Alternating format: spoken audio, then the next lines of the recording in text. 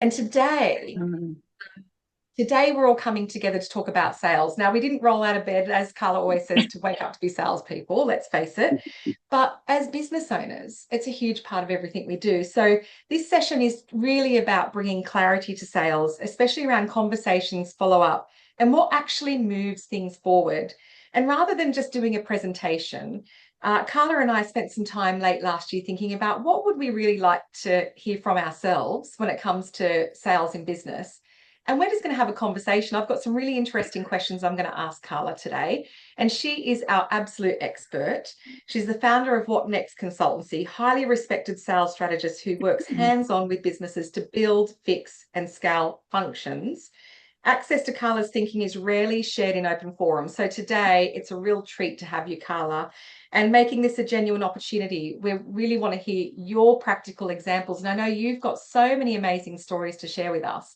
So good morning and good afternoon and welcome everybody. It's such a delight to have you on here. Thank you for covering the first 3 or 4 minutes talking about the weather.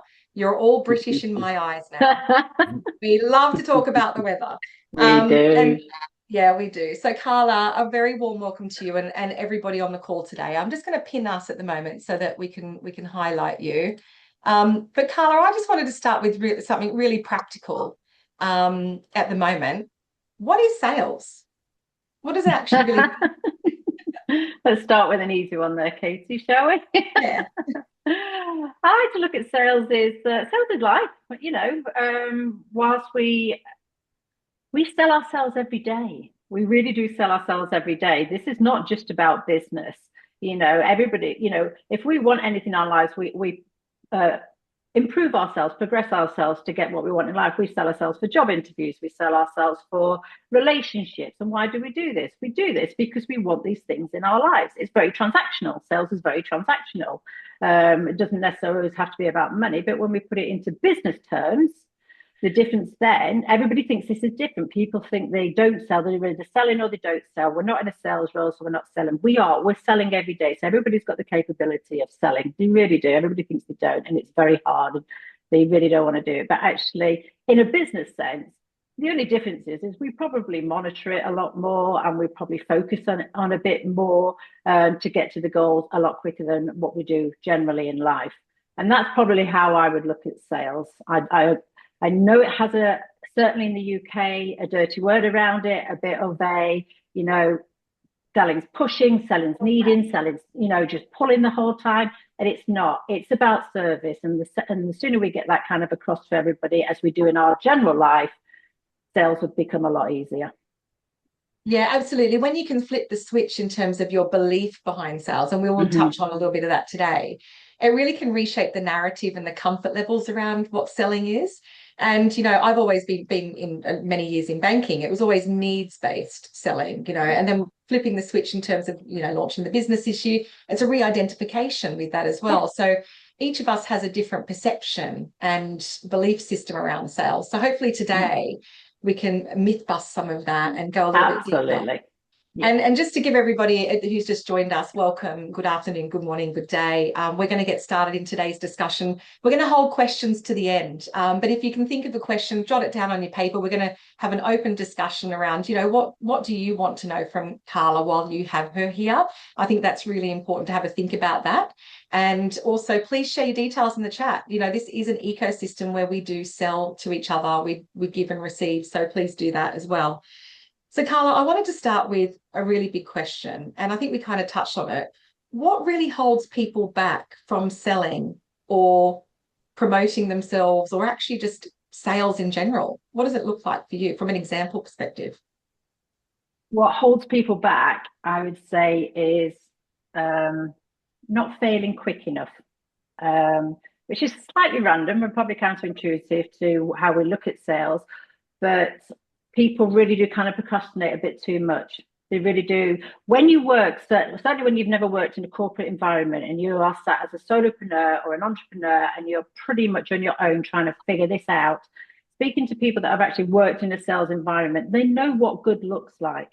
They know what they need to do to get there. Now, when you're trying to figure this out yourself, one of the biggest things I do when I set up sales team is I set up systems for a reason. I set them up to see how we fail, and we need to fail fast. And that means I can get you to the end quicker because it's finding the secret sauce for your product, the way you want to deliver yourself, the way you want to brand yourself. And I think people are too afraid to fail fast because it's too busy looking like it's not working. The mindset is always, I'm failing. No, you're not failing. What you're doing is just not working. We need to change the mindset around that. It's just not working. What do we need to change? And so I always look at things as processes. We really need to look into processes that are going to give you the data that will tell you where you should be going and what you should be doing. Data is really key, isn't it? And it's almost like that performative skills loop. So, that once you see a break, then you retry, you try different things, push yourself out of that comfort zone. And have you got a good example of where you've seen that play out in a business?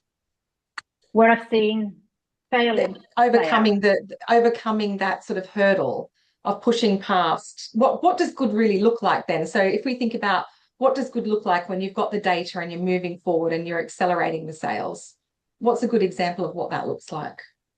So I would say what people don't do is they don't maximize what's in front of them at that time. They really don't maximize what is presented to them. If you really are looking at your data, you're following what you're doing, you're looking at your results to see what good looks like. And what I mean by following the data is everybody, whoever goes into sales, really needs to monitor their outreach. Look at your outreach, whether it's cold calling, whether it's emails, whether it's you're online doing this, whether you're in a networking meeting.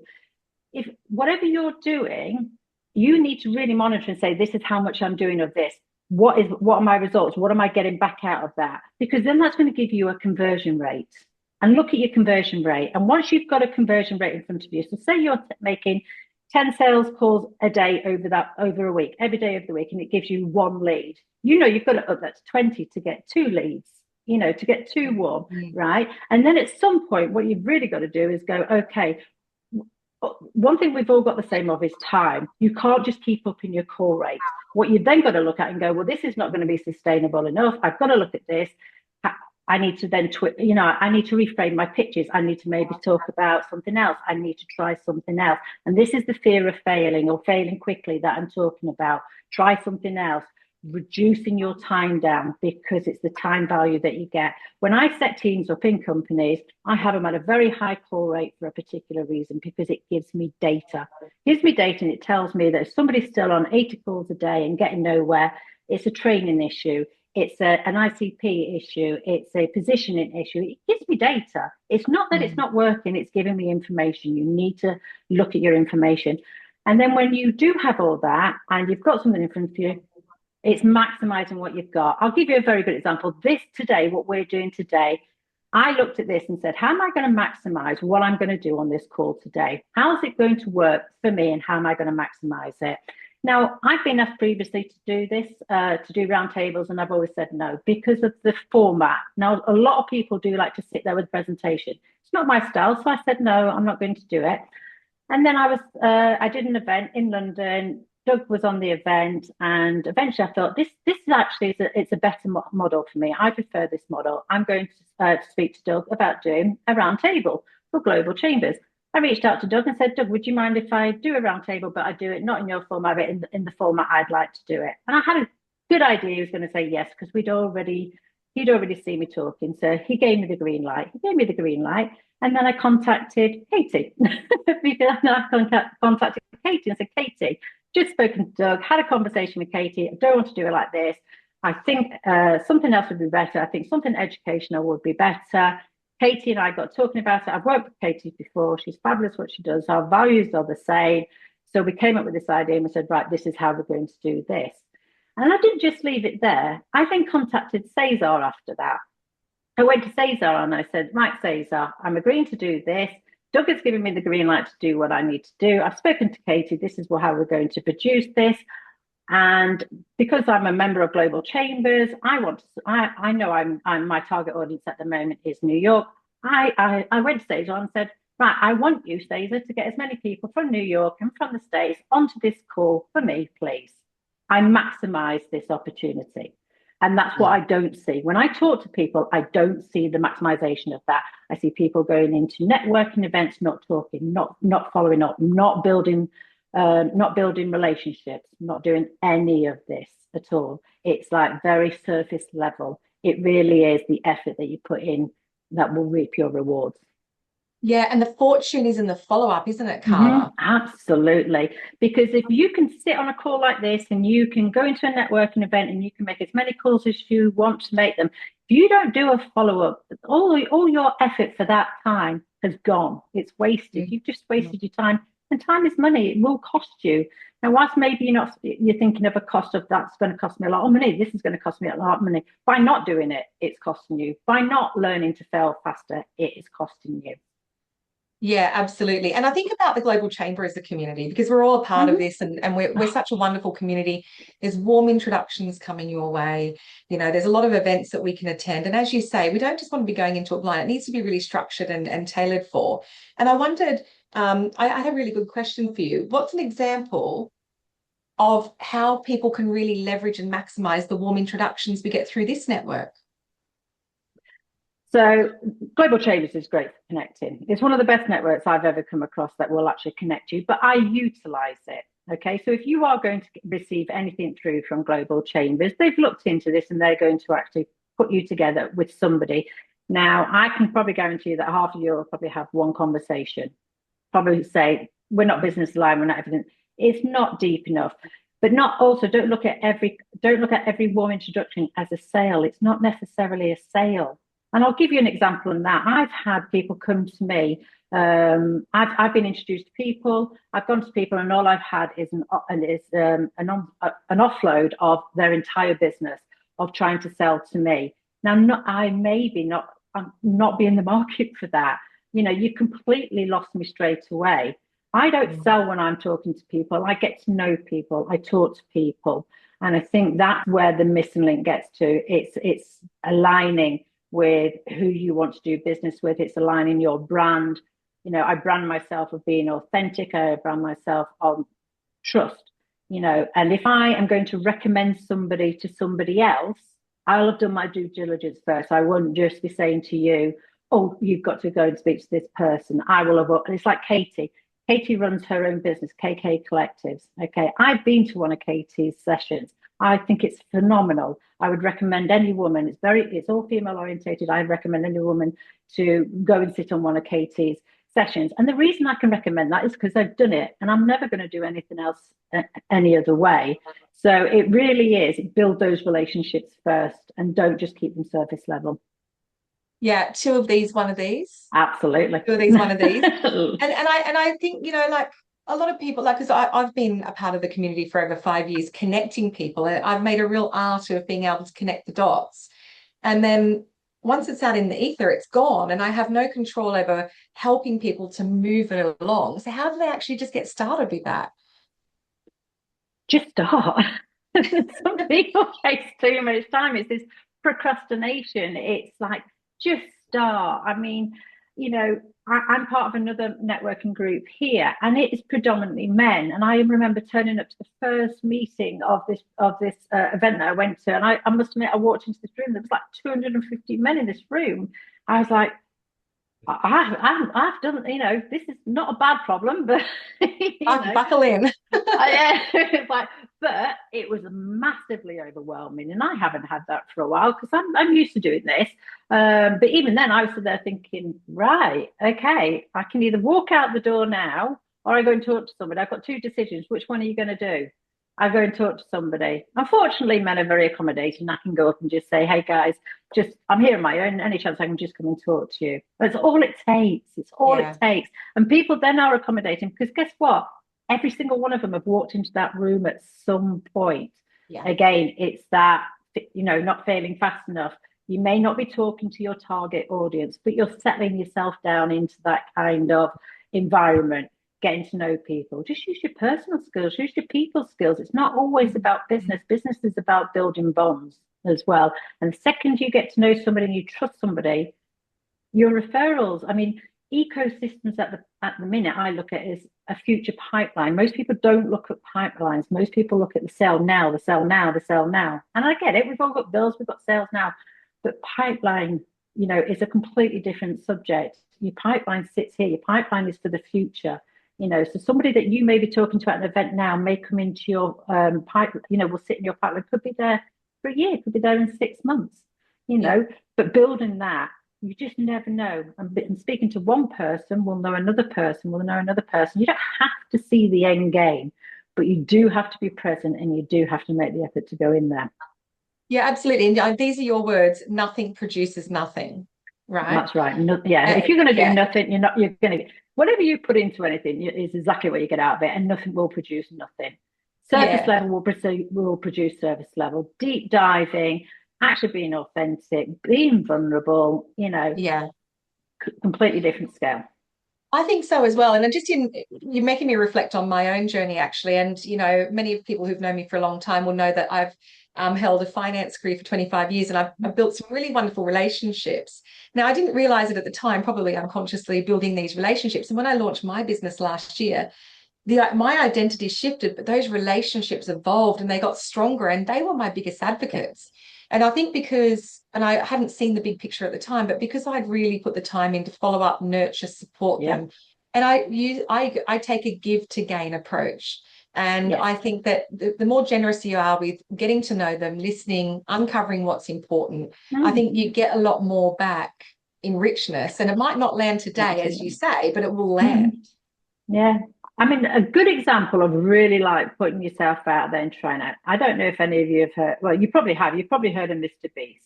For those of you that haven't heard Mr. Beast, he's a phenomenal YouTuber. And the man probably makes more money in his sleep than we could probably fathom out how to make in business this week. And lots of people used to go up to him and say, please give me advice. Please give me advice. And he would always have the same response to everybody. I will give you advice. Go away, make 100 videos, and come back, and I will give you some advice. And genius in itself, because he knew that about 80% were never going to make 100. They were going to drop out at some point anyway. It really wasn't in their passion. But the percentage of people that did make the 100 never went back to him because they didn't need to, because they'd figured it out. Yeah.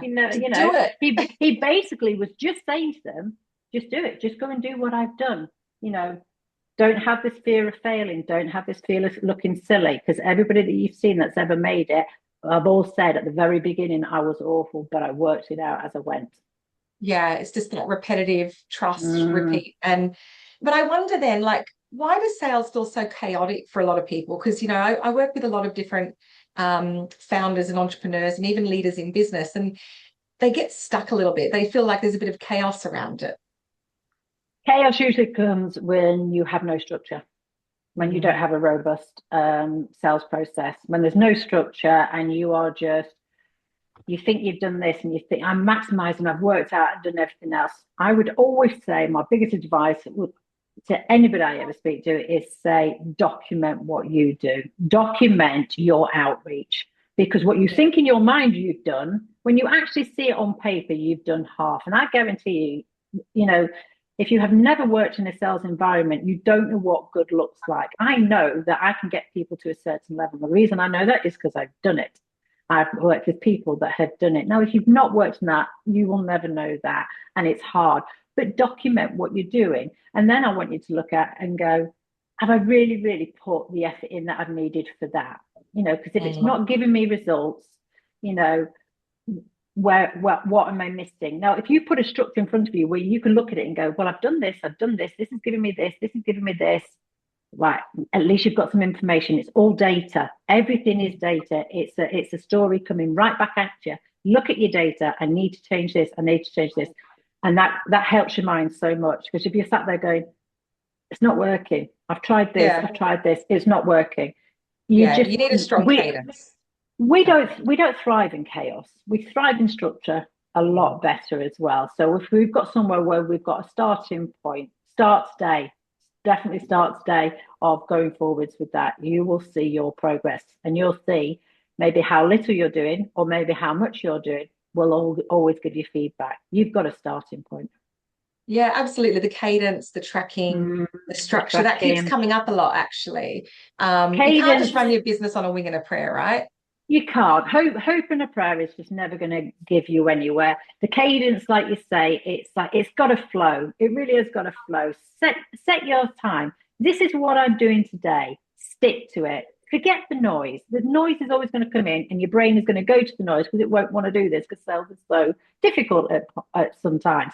Stick to what you're doing, okay? And just get on with it. It really is just a case of just get on with it. But then there's the follow up, then there's the tracking, then there's and you've got to keep it flowing because once you start this sales process, it is costing you in time, it's costing you in money, it's costing you in mental health at times because I'm sure you've all gone to bed at some point going, ah! Yeah. We all have in And, sales.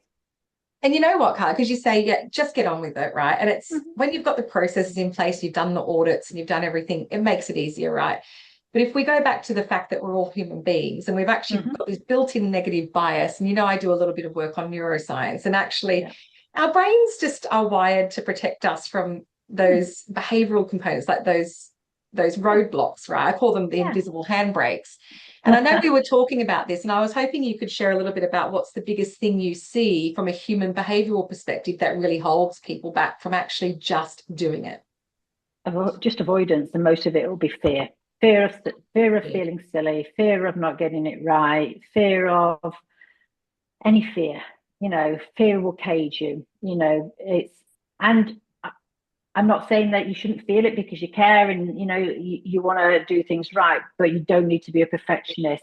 I think it is a case that people set their limits so high sometimes that they do become unreachable. And I can give you a good example. So when I very first started selling, I was a telemarketer. It was my first role, walked into a company, and I just remember thinking, look at the numbers on the boards. Look at these girls are just smashing it out of the ground. And there was one girl that was so unbelievably good at sales that she only needed to work 3 days a week. She was hitting her numbers in 3 days a week.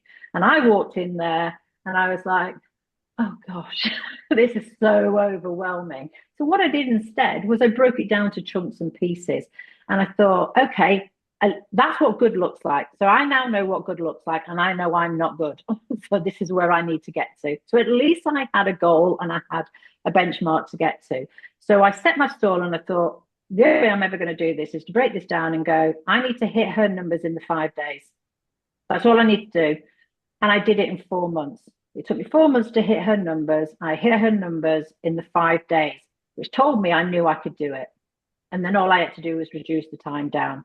It took me 2 months to reduce the time down. I broke down how overwhelming that was into chunks that were really good. And I had a very good manager at the time because I remember I'd have one number on the board and I'd be like going, look at that. It's terrible. It's terrible. I had a manager that turned around and said to me, Carla, that one means that we don't have to find that one. She made my one feel so significant. It was fabulous. That gave me the boost to go, thank you. My one actually contributed, and I didn't look at it in a negative way anymore. I looked at it as I contributed. I turned up. I did it. And I think that's sometimes where people don't have the mindset and the behavior behind that to really they give themselves a hard time. What a wonderful leadership moment right there. It An was. example of how you can really nurture someone to become a really good salesperson. So Yeah. it's more of a carrot than a stick approach. I really quite Yeah. like that example. Mhm. And I sort of, so we're coming up to sort of the end of some of the questions here now. And I want to make sure we've got questions coming in too. So guys, keep them coming in and I'll go back and revisit that chat. Um, Thinking about ecosystem selling, because we're all sitting in an ecosystem at the moment and warm introductions, what's something that people really need to realize about the sales cadence process? So now we're kind of drilling into more about the holistic stuff and more into the action driven work. So it's probably pretty much, what we've, said before. It's really get roll your sleeves and getting in there, making it work, setting your stall. It really is covering everything we've talked about. But your ecosystem is just another word for pipeline now. It really, really is. As I've like said to you, I'm looking to come to New York. So I set myself up an ecosystem before I got there. It was pretty much, I joined Global Chambers, spoke to Katie. Katie said to me, right, who do you want me to introduce you to? I said, well, nobody in the UK. I've got quite a lot. I've got a good ecosystem in the UK. Really, I'm looking at New York. Can you introduce me to people in New York? So she introduced me to Susan Asadi, fabulous woman. Got speaking to Susan. We know each other quite well. We both love Rome. I know so much about it, and I know for a fact that if I ever need PR, she's the woman I'm going to go to. She then introduced me to Charles Bernard, who is the chair of the New York chapter. I got to, everybody, people would say to me, he's your direct competitor. Yes, he is. If you look at it that way, I don't look at Charles as my direct competitor. I look at Charles as a phenomenal man in his field. And I've learned so much from him. And it's lovely to speak to somebody that is in the same field as me. My only competitor, as far as I'm concerned, is me. I compete against myself. I'm not interested in what anybody else is doing. I have to know that I'm doing better than I did the day before. And then that's enough for me. And that's my competitor. And Charles and I now have had conversations. Charles has been to London. I've met up with him in London. Kate is part of the London chapter. There was a breakfast thrown for him. We all met up there. And then also Doug. I met Doug. He's on the advisory board in New York. Doug and I have become incredibly good friends. And this is all in a very short space of time. And, Doug and I have a common interest. He is phenomenal at what he does. And his main CRM system is HubSpot, my favorite too. I would recommend it to anybody. And I've already built this ecosystem with people. But I took the next step. Most of this was online. I then got on a plane and I flew out to New York to go and meet people. And I went to meet people. And that, for me, was more of a discovery call for me because I wanted to I had this idea, wanted to look more at the States at the moment, but I didn't know if I was a fit. We speak the same language, but not always. We are quite culturally different. I don't know if my style is going to work in New York. I flew out as a discovery call for me, and I met these fabulous people. Now, if nothing happens with these fabulous people, I've made some great friends. And when I do come to New York, I've already got a system there. And this is one of the powerful things about just this platform here that you're sat on. I've utilized it and I've maximized it to everything I'm looking for on what I want for my business. And that's what I would advise anybody that's wanting to start an ecosystem to go and do. Yeah, absolutely. And it is a lovely example you shared because a lot of people on here today, hopefully, are thinking about how they can leverage this ecosystem and start to put those simple steps into motion around building the relationship. So basically, you need to get permission to sell almost and earn the right through the relationships that you build for the right doors to open. And I think I love what you say. It's about staying visible without being intrusive. And I think I watched that journey of you going to New York and I thought that was really front and center.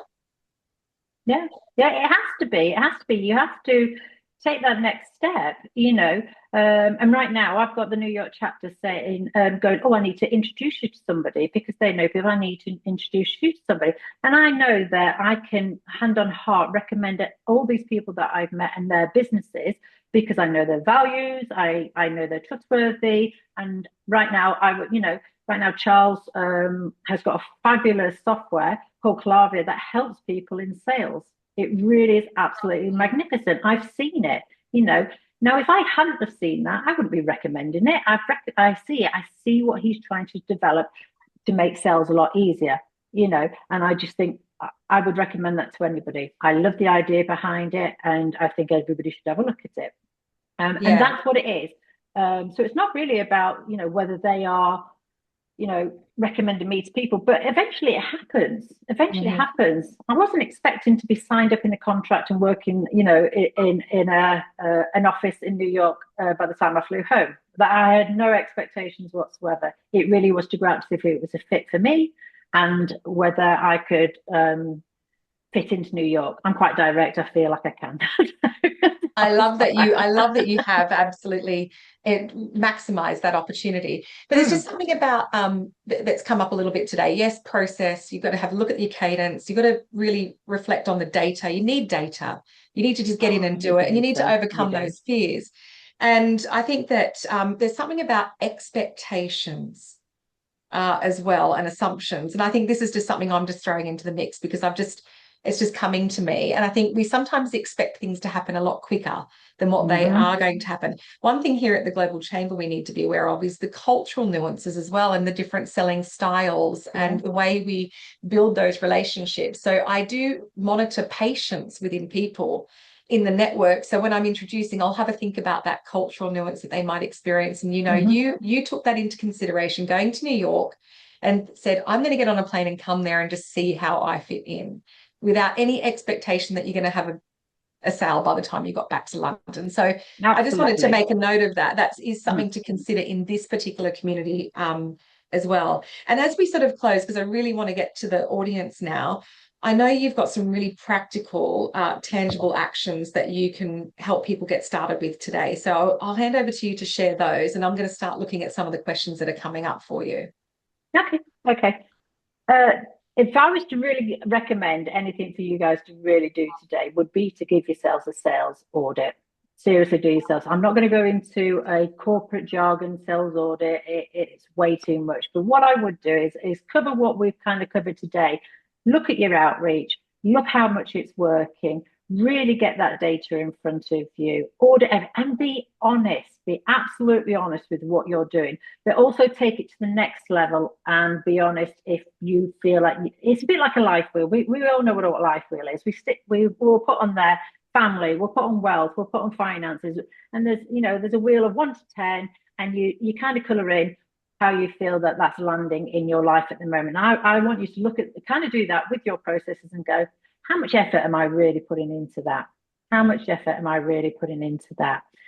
And I would say another thing as well. Here's a challenge for you. I think you got off lightly today, but I am going to set you a challenge. Okay. From all the information that you've gained so far right now at this time, I would challenge you to reach out to one other person on this call. Okay. And build a relationship and start your ecosystem. And if it's not just to build a relationship and build your ecosystem, have it as a buddy. Because when I put sales teams into place, when I put BDRs selling into SDRs, I have a buddy system and it works very well. And it's also an accountability. It's also a support mechanism. If you're working at home on your own, I would challenge you now to reach out to somebody else and learn, because the whole thing about sales is to reduce your timeline down to get those conversion rates going. And if you can learn from somebody else and learn a tip from somebody else and talk to each other maybe once a month, check in, this is what I've been doing, this is what I've not been doing, and maybe hold yourselves a bit accountable, I guarantee you it does work. It does help. And outside of that, if you can't do that, and if you do that, please just message me and let me know, because I'm going to challenge you on that. Because I'd like to see some action, because another thing with sales is you can sit and listen, but it's the action. We're all talking about the action side. And then 4 books I would recommend you. So to cover everything that we've covered so far at the moment, the first book I would recommend for you would be the 10X Rule by Grant Cardone. He will tell you how to 10X your business, and he dives deep, very deep into how to do that.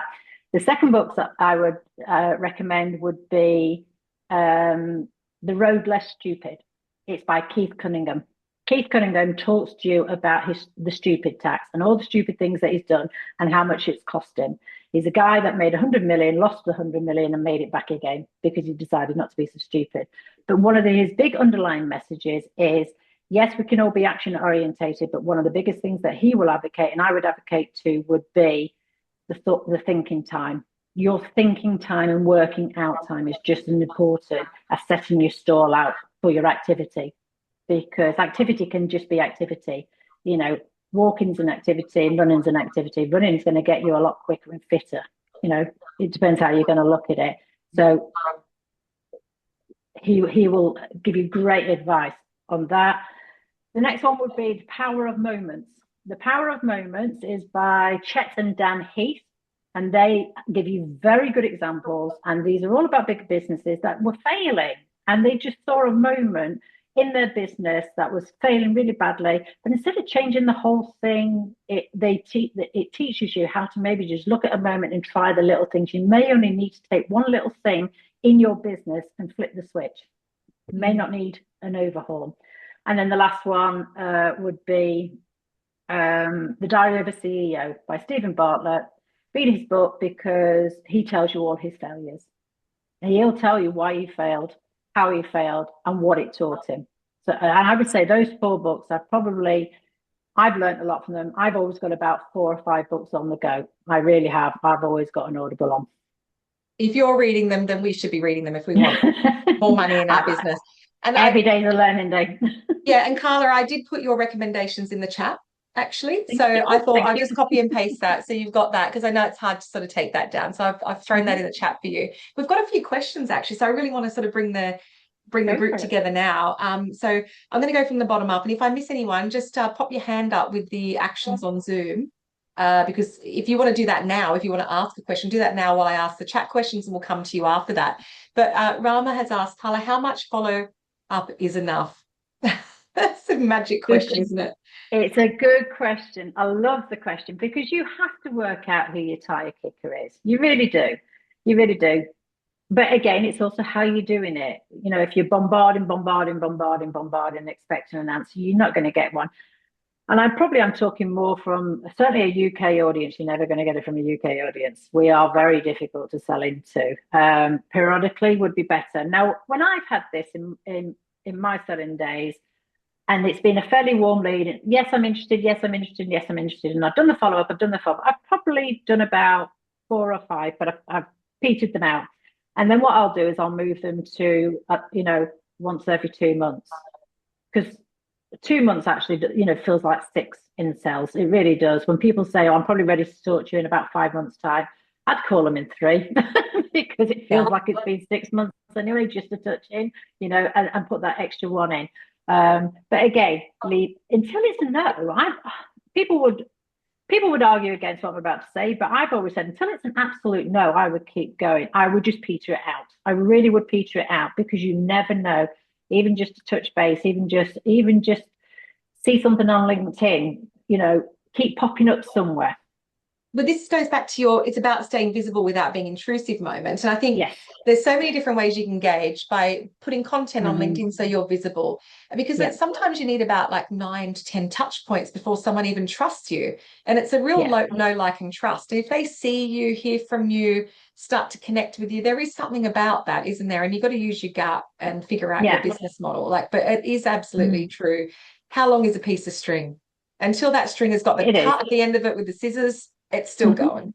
I love that, Carla. I still go a year later and I'll be like, I'll just, throw it out there because sometimes I'll still say to them, even if it's like a year later and I'll send them a message going, and it probably will be quite cheeky. It'll be something along the lines of, are you still in the same position? Because 9 times out of 10 they are. Yeah. Because they've not made a decision. They've not moved on. You're like, I could have got you there a lot quicker, I love cheeky it. sometimes. We've got some more questions here, Carla, and people are starting to already do sales with each other on the chat. So I'm now filtering through, and I've ruined my chat bar. I've got huge text, so it takes me 5 minutes to read one message. Eddie, I have found that sales reluctance is driven by fear of failure. Yep, true. In addition to go out and do it to gain confidence, how do you suggest sales leaders help sales producers overcome sales reluctance? Explain that to me. Is that in an online set? Is that in where's Eddie? I can explain it. Go on. Hi, Eddie. Just give me the context of that. I'm not sure if that's at a networking event. Just give me your scenario. Sure. Sales leaders have a responsibility to unlock the potential of the sales team.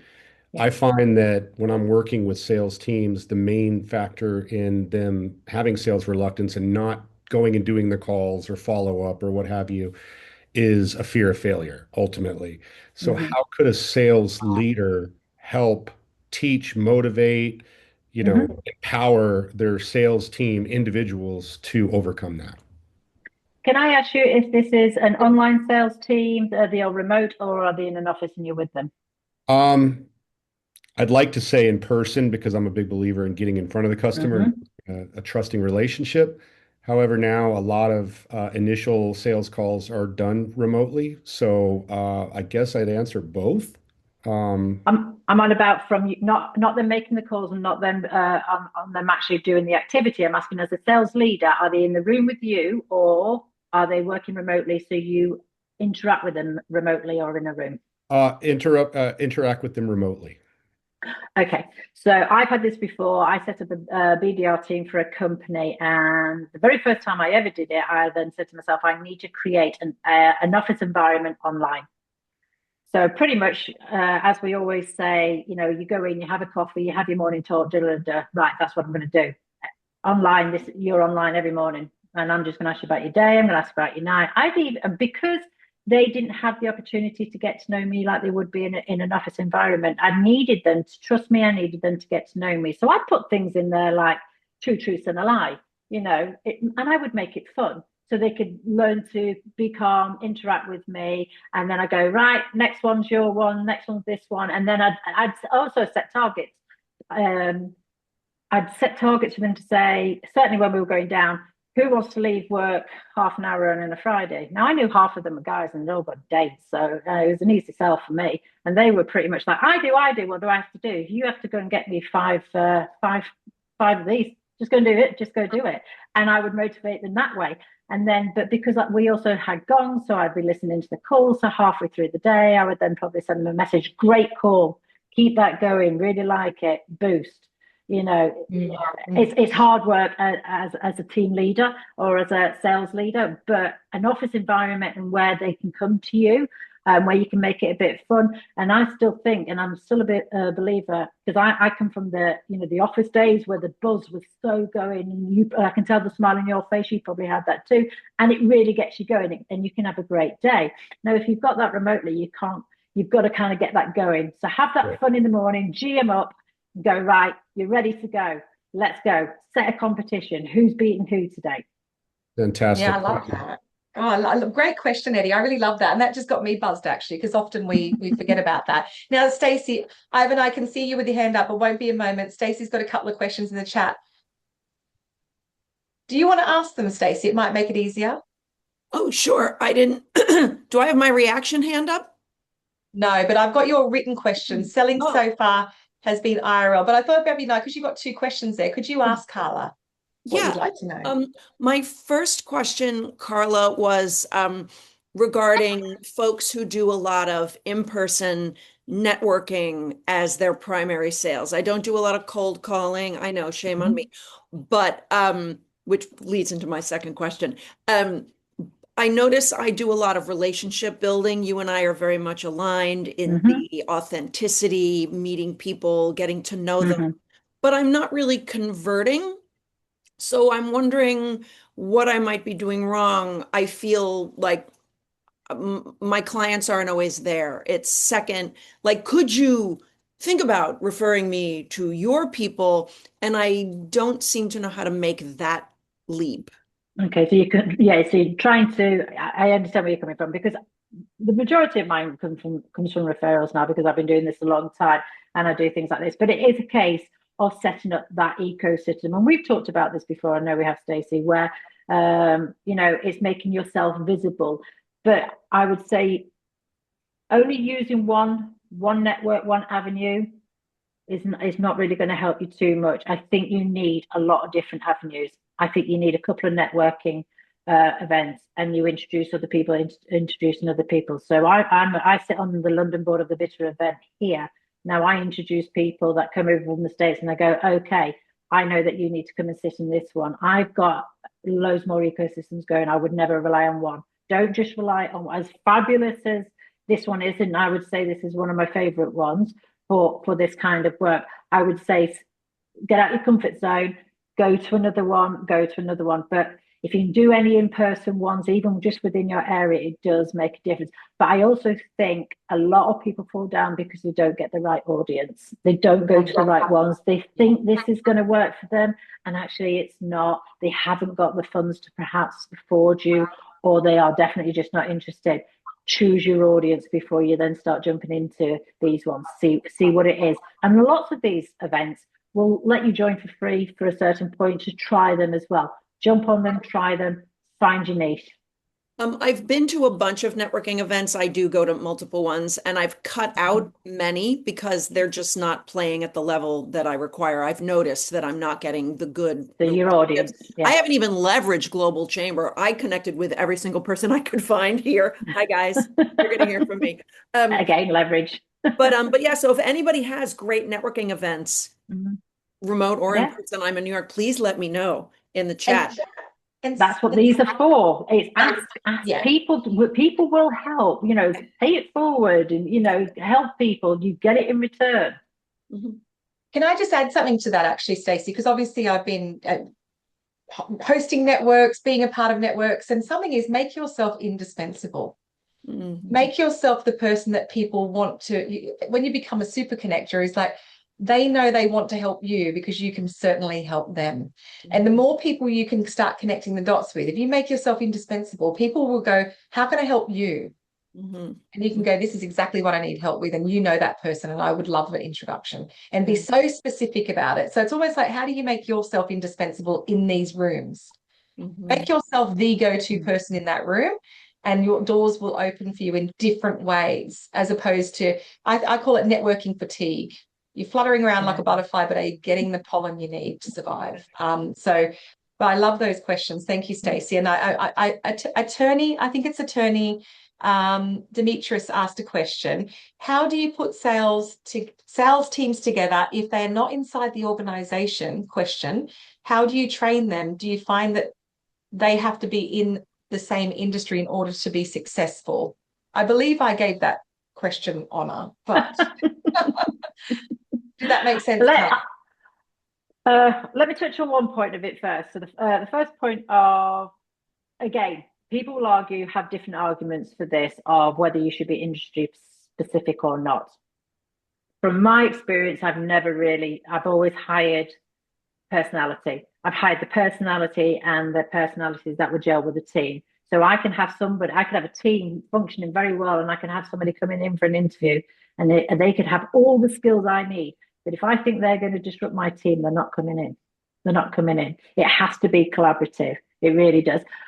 I would say industry specific. If you have the personality and you have the industry knowledge, well, you're just a little bit of gold dust then, aren't you? Because it doesn't come along very often. But when it does come along, you are gold dust, and grab it and utilize that person. But product can be taught. Bring in the personalities, train them, because you're going to mold them. And I've worked in so many different industries, and I found it stood me in good stead because I've been able to bring in knowledge from this industry that I never would have had in this industry. And I've been able to mold it and put it together and just have that brain work where I can go, I've got bigger ideas, and that's only because I've been exposed to them. Yeah. Did that answer all of that question? I feel like Yes. oh, thank you. Thank you. I thought that was brilliant. How do you organize your pipeline and follow up? HubSpot? Question mark. Thanks, Ellen. How do I organize mine? Yeah, what do you do for you? So it really is quite simple. So I will have a target audience. I'll have a target market. Okay. I will have a system set up that I don't want to do the emails, but I want it to track. I want it to track. I will learn. These things do cost you. I'm not going to lie, they do cost you, but it also costs you not to have them. So start there pinging out one email at a time, and not having it attached to your website and things like that. That's the cost as well, by not having that in, as well as having the cost of having this in. Okay. Yeah. And I'll set those tasks, and from day one, I will always make sure whatever tasks I set, they get done. The rest of the noise has to go.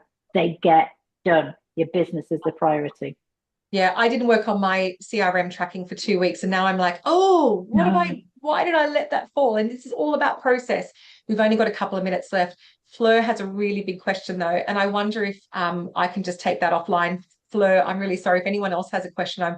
This hour just went really fast. We only got a couple of minutes left, but Fleur has a really big question. Carla, can I ask you to follow up Fleur afterwards to answer her question? Fleur? Yes, yeah, of course. So she's got a really big question about, reach out to me, Fleur. Reach out to me on LinkedIn. You can reach out to me. I've put my LinkedIn in the chat. I've put my website in the chat. I am also giving away a free sales manager's blueprint. So if you want to go and download that and read that, that will give you methodology. That will give you reasons behind. I do what I do with sales teams. You may not have a sales team, but it may just help you have an understanding as well. So you can go and have that for free as well. Thank you for all of your support today, Carla. Like, honestly, you are the guru. And I know you've helped me greatly in my own business, especially re-identifying, how do I sell to a different audience? And there's always these questions of doubt. We are human beings. We do face these invisible handbrakes. And I've just recopied your details in the chat. So this is how you can get in contact with Carla. If you'd like support, she's here. She's a part of the community. She's building relationships like each and every one of us. And I just want to thank you for all of your time as well, for coming here and investing in yourself and your business this afternoon. Thank you to Doug and the team at Global Chamber for allowing us to put this on. And Carla, any closing comments from you to say farewell? Yes, be kind to yourselves, because don't beat yourselves up. You seriously need to be kind to yourselves. You're getting up every day and you're making those calls. You're making a difference. Okay, be nice to yourself. This is hard. Yeah. It's a tough landscape out there. It's competitive. And but I'm a true believer there is plenty of success for everybody. You've just got to do the right things to go out and get it. Yeah. Fail faster. Just fail faster. It's an odd concept, but it works to winning. It is an odd concept. But look, I just want to say thank you again to everyone. We are finishing at 5:02 because I believe there are other events happening at Global Chamber today. So Carla, a big round of applause to you. Like, you're so amazing. And I know we only scratched the surface in terms of what your knowledge bank is. And, it was really fun. I really enjoyed the conversation. I've written down some really amazing things. So farewell, good day. Hope you all enjoy whatever the weather is, wherever you are. I hope you have a fabulous rest of your day. And thanks again, Carla. You're welcome. Have a good one. Bye, everyone. Great job, ladies. Perfect. Thanks, Doug. Great to see you. Goodbye, everyone. Thank you. Bye. Take care.